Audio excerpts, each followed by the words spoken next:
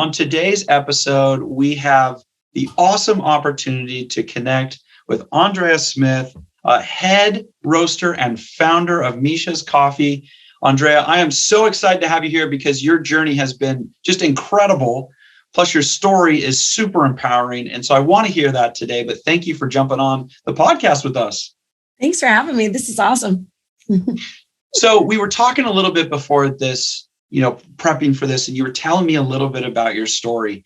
Can you give the audience a little backstory of like how Misha's Coffee came to be? And I specifically, I want to hear about your role as roasting coffee as a female, because that is, I feel like you're in a very small group of people. So I want to hear that specifically. Yeah, I was just very young, and my partner's about 14 years older than me. He had been in the industry for a long time. He had worked at a place in Providence, Rhode Island, and then decided, like, he was from Alexandria. I'm from Alexandria. So yeah, we opened in 1991, and he had been roasting for many years. And honestly, I was really, really, really fell into like working at the counter and was very, very good at being a barista. But right away, I wanted to learn to roast. So, and he told me that I didn't have the temperament for it. And okay. Like, oh, really? Oh, really? And so I immediately started apprenticing, and I just really got into it. And the whole process of just taking something from like a raw product and then actually serving it to like still being a barista. Yes. I thought that part was, that really impacted me. And also a lot of what you're learning is actually seeing and handling all the different coffees. They all like look slightly different when roasted, when green.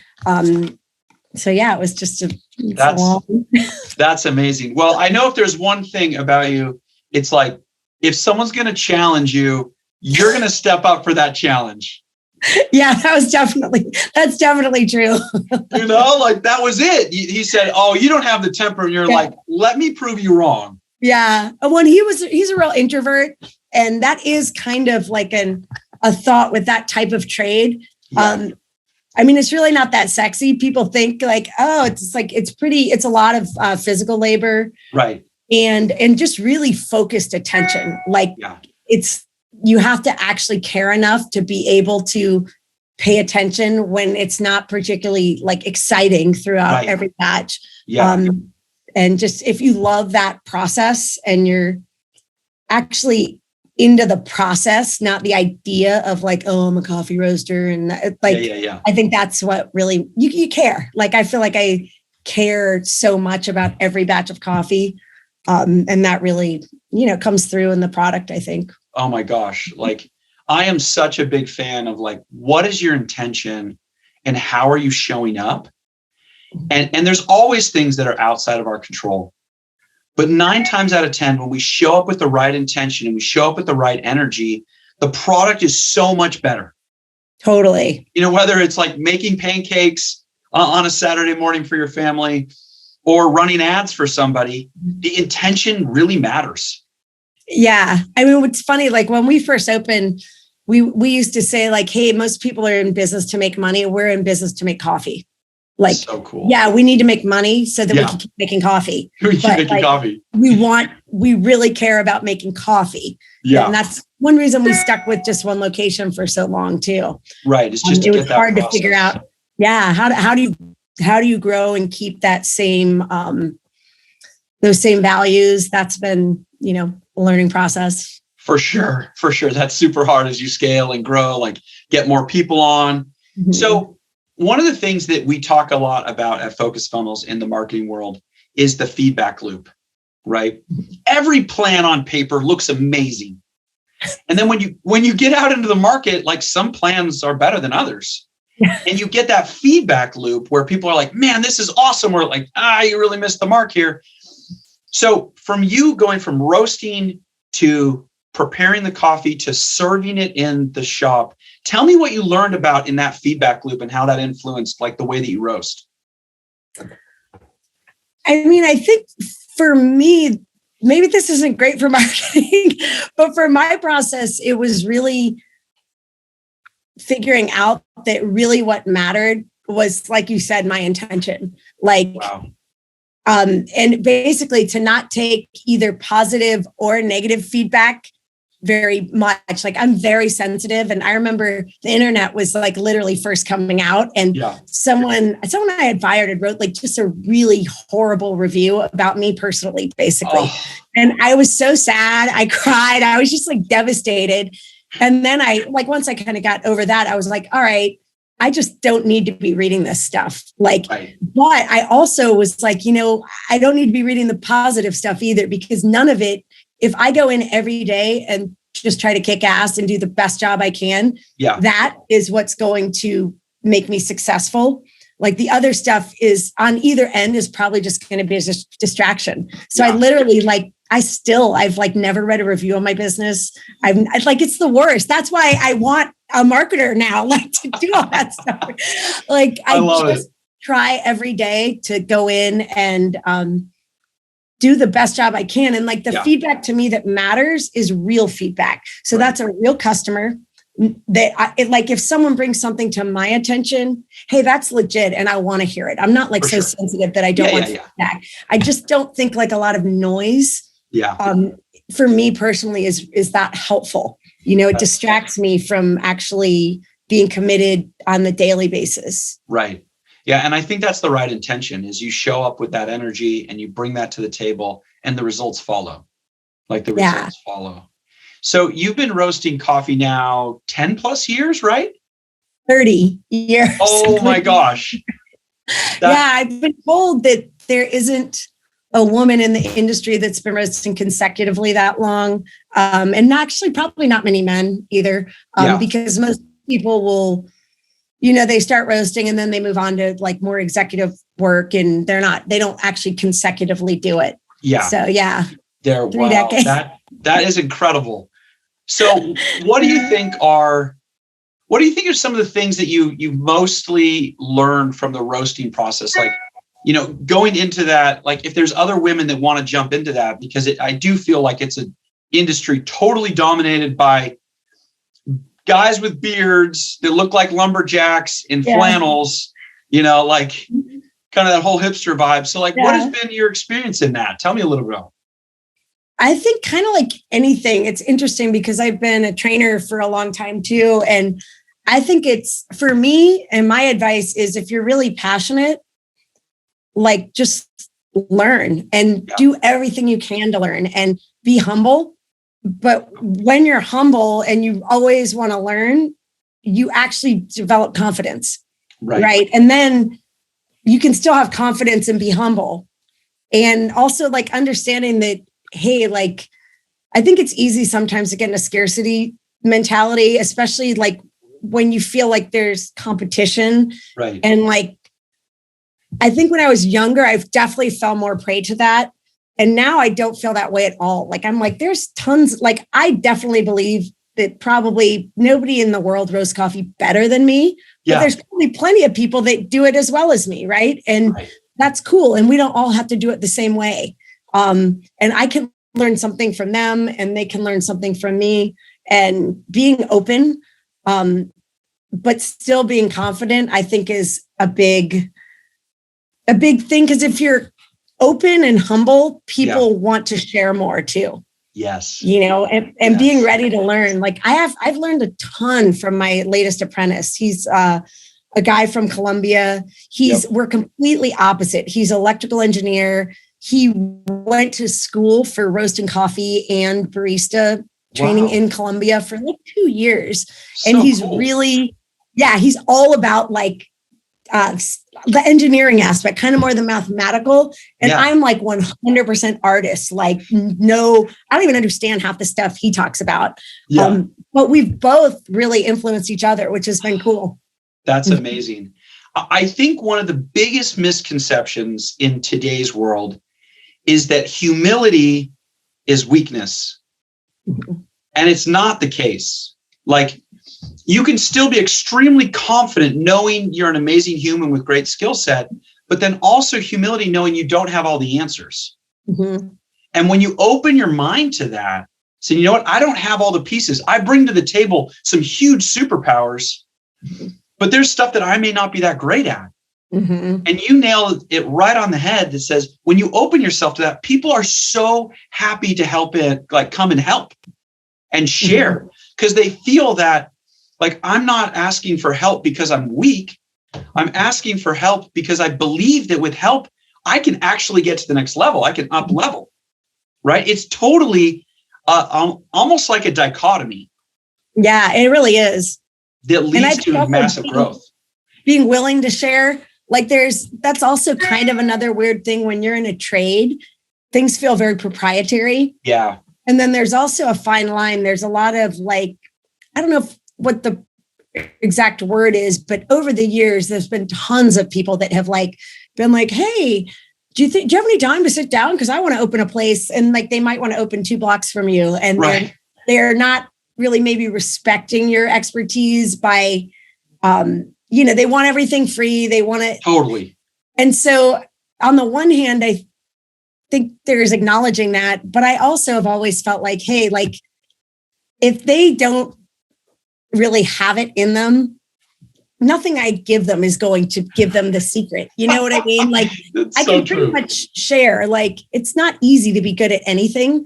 Yes. So if nothing I give them is really proprietary in that way.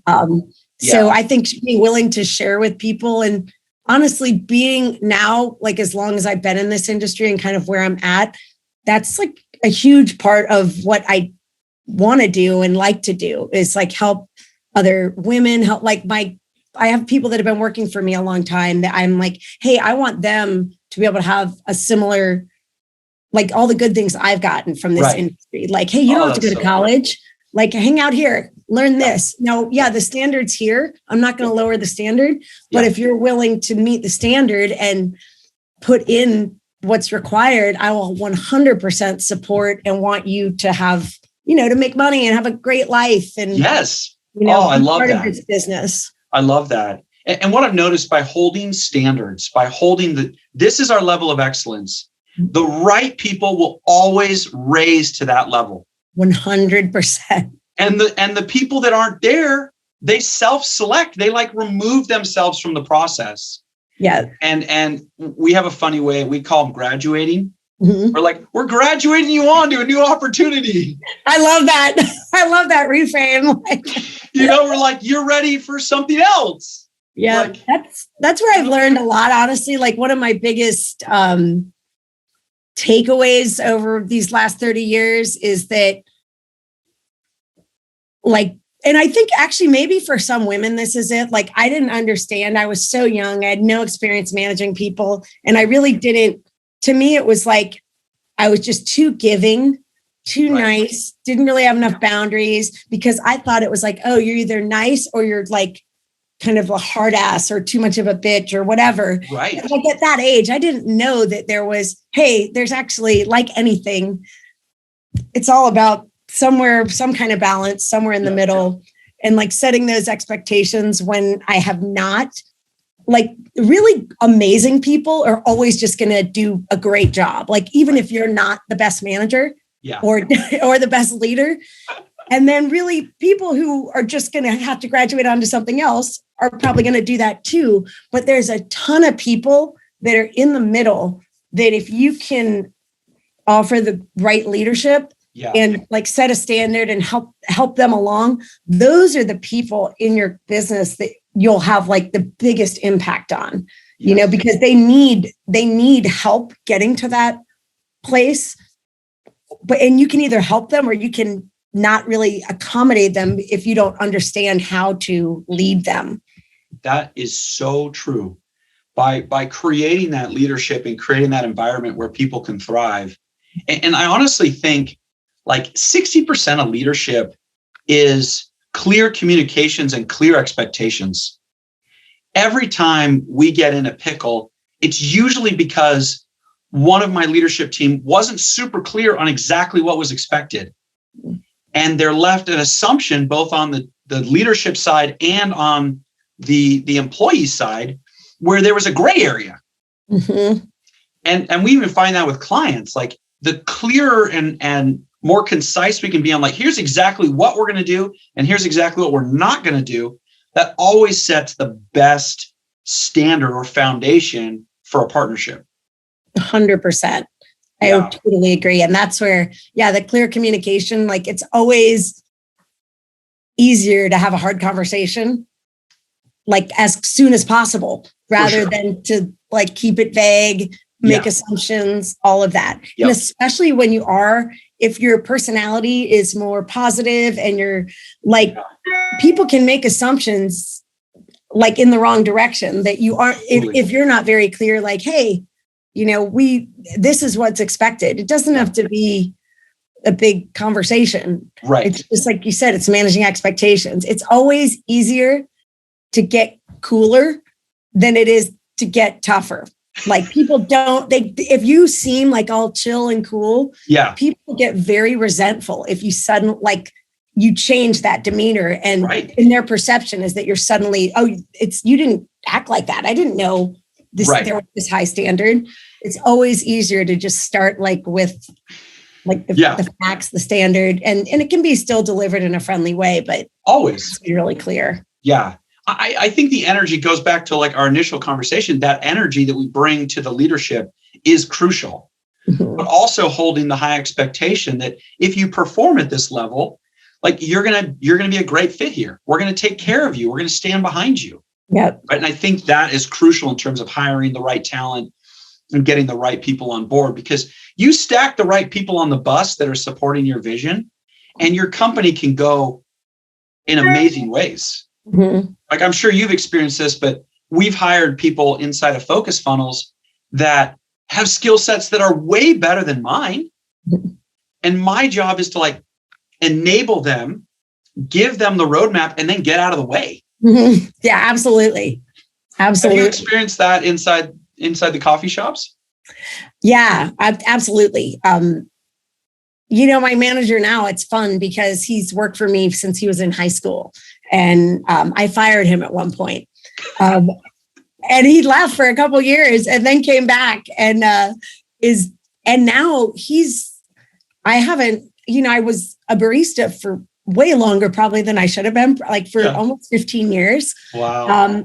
But I haven't been a barista in like 15 years. Yeah. So just the things that he like brings to the business that I would be completely clueless about, or like, we just did stuff different 15 years ago. There's new technology. A lot of stuff is similar, but just different ways of doing things have been like really cool to see. And my roaster, same thing. He's learned a ton from him. But then I've also learned, it was interesting because it made me see my own strengths too. I was like, oh, wow. Yeah. Like the computer system of the roaster actually broke, like the whole computerized part. And I don't use that except for to like turn it on and off. Yeah. So we figured out how to override this whole safety thing because we had to roast coffee. We had a call with the company, but they're like, yeah, but you're not going to have even a temperature gauge. Like you'll have nothing. And I was like, no, I don't care about that. Like I got this. But my roaster could not, he's a great roaster, but like he very much relies on the technical aspect. So it was a cool partnership for him to be like, oh my gosh, Oh, that is so cool. I love that. This is probably inappropriate, but it's funny. Like he's from Colombia and he started like calling me my master. I get like, cause he's the apprentice and like, so, but he doesn't like, he just did it today in public. He's like my master. And I'm like, you don't have to call me that. I don't know what that's. Does he say it in Spanish? So does he say it in Spanish or does he say it in English? In English. Yeah, like English. Oh yeah. I'm like, I don't want people to think I expect him to call me that. Oh my gosh, that's so funny. I can see that going sideways. Yeah. In so many ways. Yeah. So good. So bad. Oh my gosh, I love that. Yeah. So you just recently opened a new location. How long ago was that? We actually just opened. It was last June. We finally got it open. Yeah. Okay. Amazing. Mm-hmm. So talk to me about some of the challenges you had to overcome to get that going. Oh man, it was just crazy. We bought a building, which seemed great at the time, but I actually had to move my original location right after we bought the building. So we kind of put it on hold, moved the original location.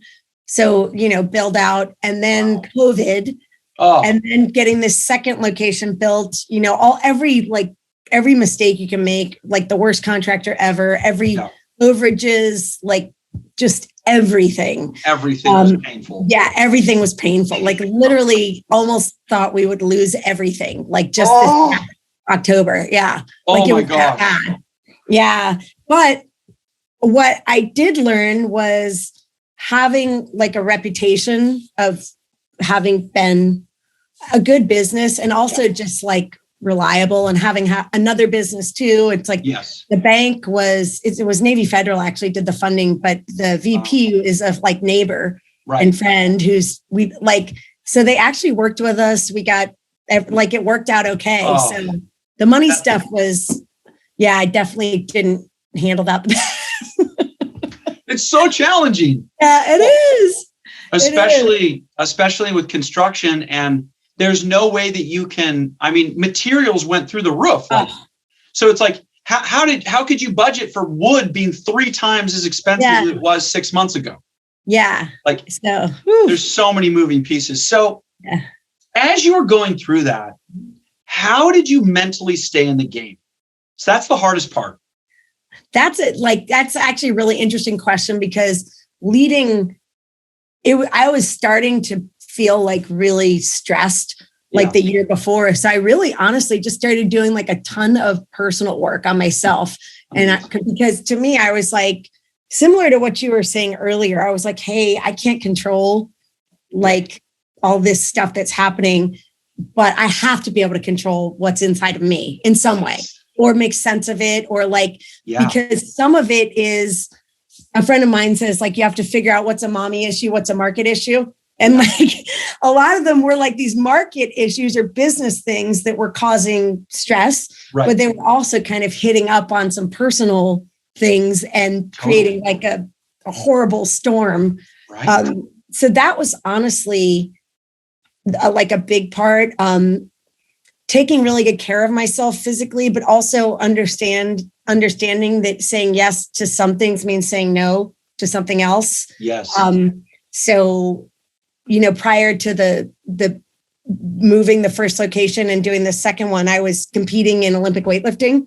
Oh my gosh. Like internationally, like as a master, but incredible. And so it was really fun. I trained a good amount. Yeah. And I understood. I was like, hey, I only have so much energy. Yeah. And like, I can work out to be fit, but like, I can't spend, 3 hours training a day. Like, or I can, but at the cost is going to be too high. Right. So shifting focus. And a lot, just learning how to like manage stress, and understanding that what I thought, like what made me feel better was this fake sense of control of like doing more stuff. But that it was like, it's a weird cycle. I think a lot of entrepreneurs get addicted to that. It's like this high tempo. Right. But for me personally, it was kind of a lie. Yeah. Like it fed into this whole like, if I'm doing shit or reacting. Right.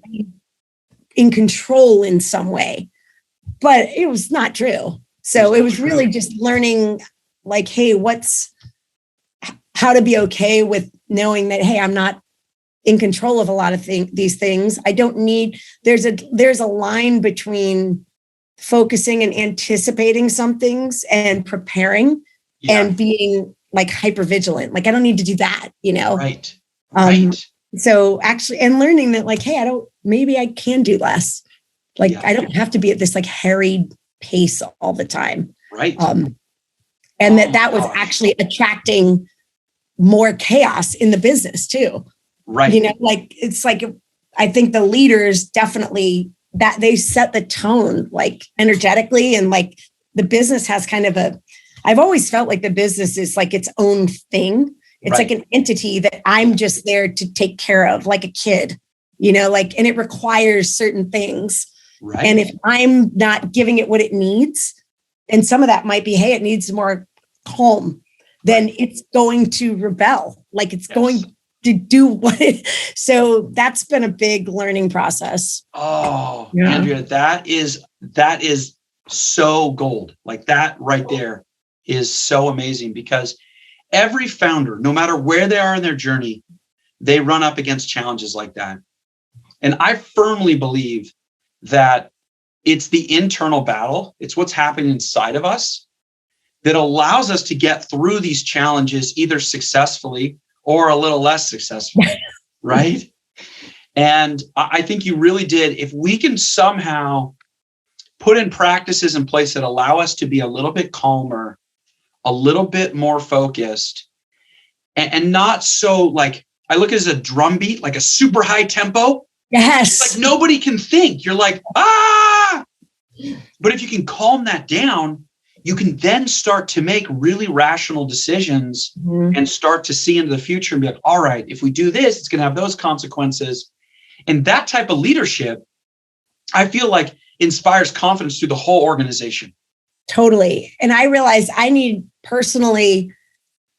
really need more space to, like, physical and mental from the businesses to actually lead in the way that's best for me. And that I think it ends up being best for the business. So I was like, oh, wow, I do much better when I can just like calm down and not actually be as involved and like delegate, but stay connected. Yes. But also too, like being a founder and having kind of a like, you know, like owning Crazy Coffee House and like being a bit of a rebel. Yeah. Like I was definitely not like the least corporate business ever. For sure. And I kind of took it to an extreme though, like where it's like, oh yeah, I don't need meetings. And then I realized after taking some time stepping back a bit, at one point I'm like asking myself, God, why is my manager like, he's really not holding people accountable? Like they're, you know, tell him stuff. And then I was like, oh, wait, I am the problem. I am not holding him accountable. So like something as simple as like, now I have a weekly meeting with him and like, it's insane the difference in everything just from that one thing that it seems like the most obvious, right? Right. It's changed everything because I hold him accountable. Yeah. He holds his team accountable. Yes. And things are actually moving forward that in the past felt like more chaotic. Yeah. And you wouldn't have gotten that insight if you didn't respect what your mind and body was telling you, which is to take a step back, get some clarity, and then step back in. Mm-hmm. It's like sometimes we get so involved in the problem that we can't step back and see the bigger picture as founders. Totally. Oh. Yeah.